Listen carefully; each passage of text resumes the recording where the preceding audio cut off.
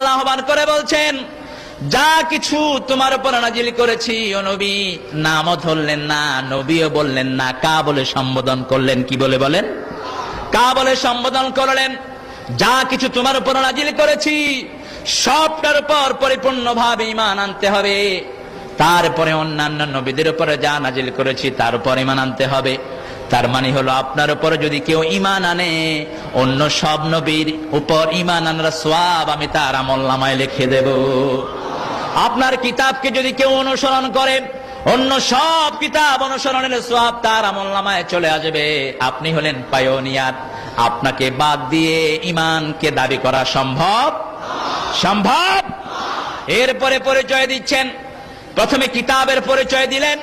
এমন একটা কিতাব দিলাম যে কিতাবের মধ্যে কোনো সন্দেহ নাই, সন্দেহের অবকাশ নাই, বিয়ন্ড ডাউট, সন্দেহের অবকাশ নাই। একই শব্দ বিশ্বনবীর চরিত্রের সাথে জড়িয়ে দিলেন। কিছু পরে গিয়ে আল্লাহ রাব্বুল আলামিন বলছেন, শোনো,